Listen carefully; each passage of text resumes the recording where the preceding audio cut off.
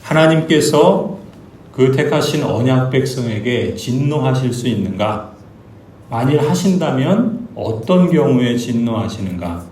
오늘 2절을 보면은 너는 이스라엘 자손에게 다음과 같이 일러라. 이스라엘 자손 가운데서 어떤 사람이든지 또는 이스라엘에서 나그네로 사는 외국 사람 가운데서 어떤 사람이든지 제 자식을 우상인 몰렉에게 제물로 준다면 그를 반드시 사형에 처해야 한다. 그 지방 사람이 그를 돌로 쳐 죽여야 한다. 말씀합니다. 그리고 3절에 나도 바로 그런 자에게 진노하여 그를 자기 백성에게서 끊어지게 하겠다. 그가 자식을 몰렉에게 주어 나의 성소를 더럽히고 나의 거룩한 이름을 욕되게 하였기 때문이다. 또 6절을 보시면 어느 누가 혼백을 불러내는 무당과 같은 여자 그리고 마법을 쓰는 그런 사람에게 다니면서 그들을 따라 음란한 짓을 하면 나는 바로 그 자에게 진노하여 그를 자기 백성에게서 끊어지게 하겠다 말씀하십니다.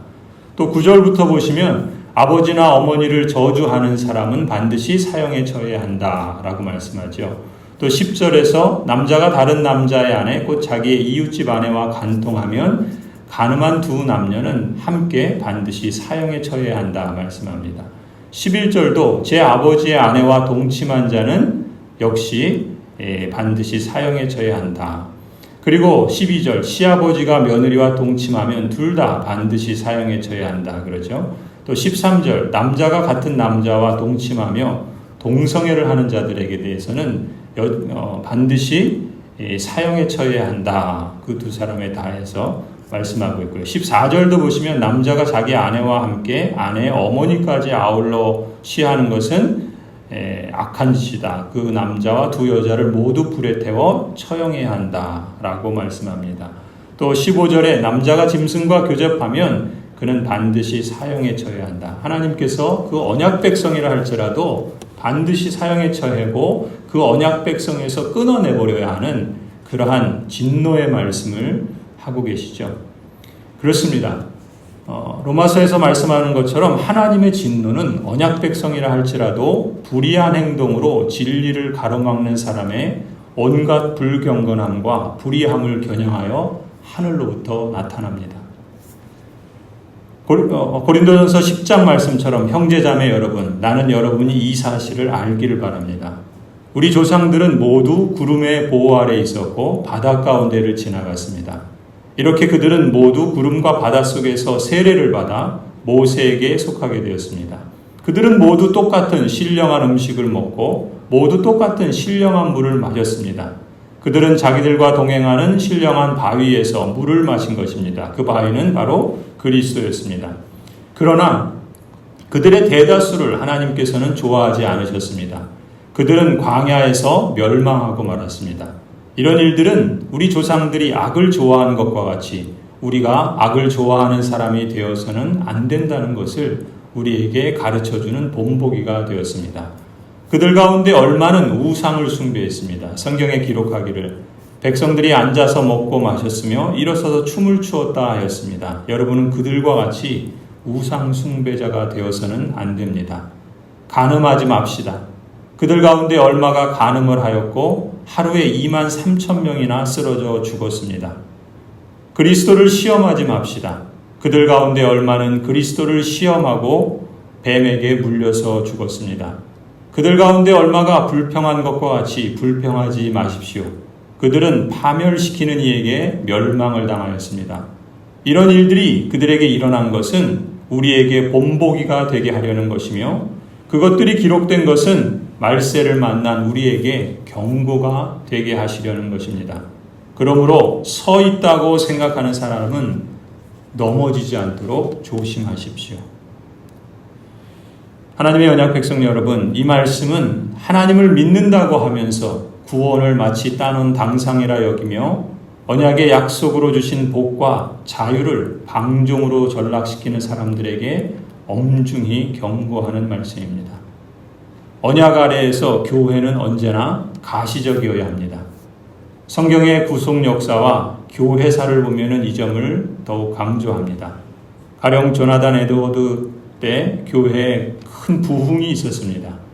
개혁신앙과 청교도 전통을 따르며 교회 대부흥에 힘썼던 설교자 조나단 에드워드는 무엇보다 삶이 변화되어야 한다는 것을 강조했습니다.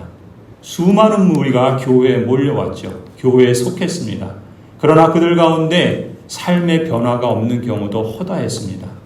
오늘날에도 이 지상의 교회 안에는 히브리서 3장 말씀처럼 죄의 유혹에 빠져서 완고하게 된 사람들과 또 히브리서 12장 말씀처럼 장자권을 팔아넘긴 에사와 같이 속되고 망령된 사람들이 적지 않습니다. 의롭다 하시는 칭의와 거룩하게 하시는 성화는 구별되지만 분리되지 않습니다. 성경 여러 곳에서 가르치는 바와 같이 예수 그리스도의 피로 씻음을 받은 우리는 지금도 성화되어야 하고 성화되고 있으며 또 성화되어야 한다라고 말씀합니다.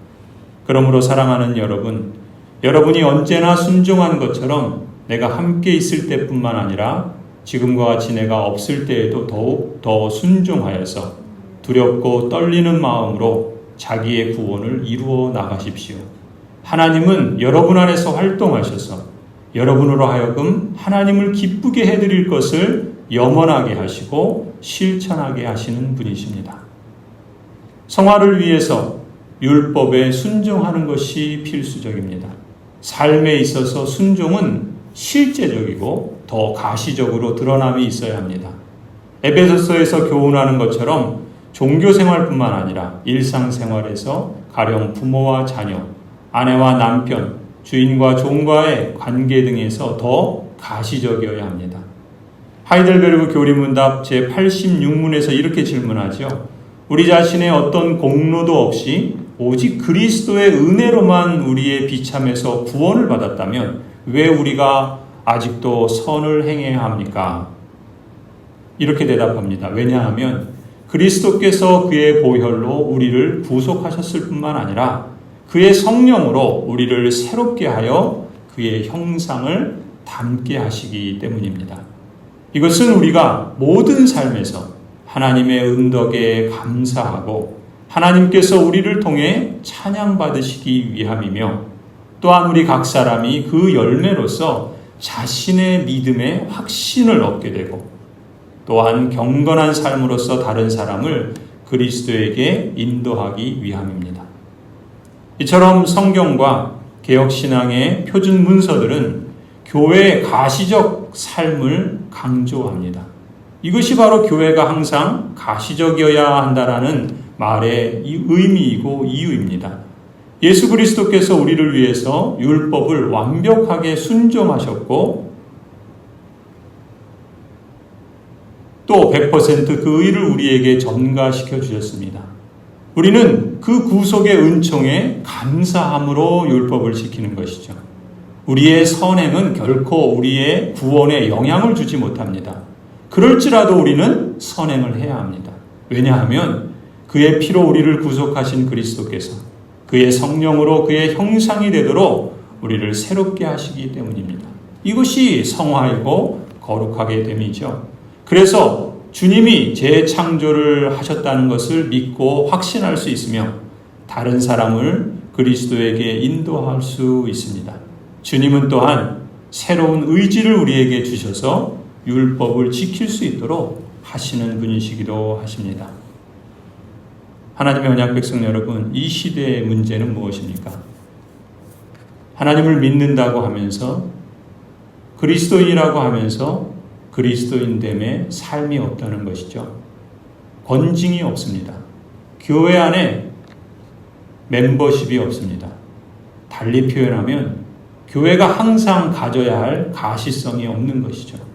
그러므로 언약 백성의 약속과 의무를 우리는 강조해야 합니다. 이를 강조하지 않으면 기독교적인 삶을 하찮게 여기거나 무시하는 오류에 빠질 수 있습니다. 우리가 언약 안에 있으면 자동적으로 구원이 주어진다고 하면 안 됩니다. 언약을 하나님의 선택과 동일시하면 곤란합니다.